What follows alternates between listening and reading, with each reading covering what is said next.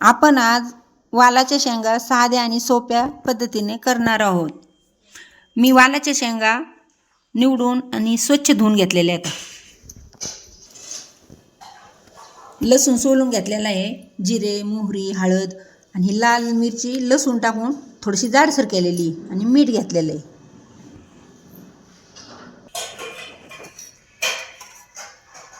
कढईमध्ये तेल टाकून घ्यायचं.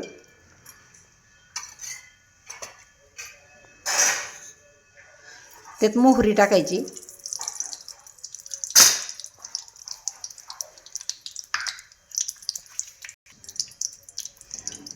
मोहरी तडतडली की जिरे टाकायचे आणि लगेच लसूण टाकून घ्यायचं.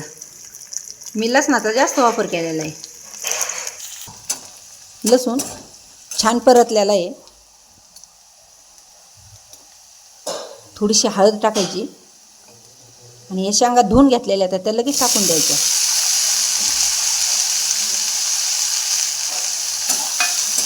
परत असं छान हलवायचं याला.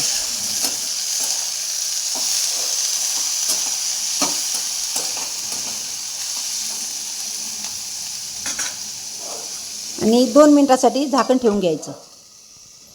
झाकण खोलून पाहूया.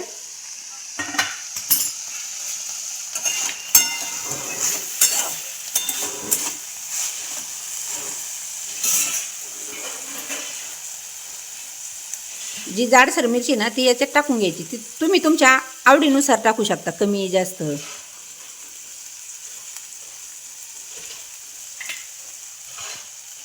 आणि ह्या मिरचीमध्ये मीठ आहे म्हणून थोडंसंच टाकायचं मीठ.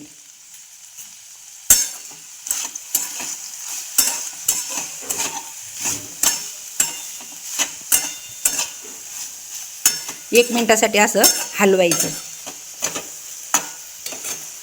ही भाजी शिजलेली भाजी अशी पाहिजे. आपली भाजी तयार झालेली. ही भाजी मी सोप्या पद्धतीने केलेली आहे. 2 मिनिटात तयार होती. ही तुम्ही नक्की करून पहा.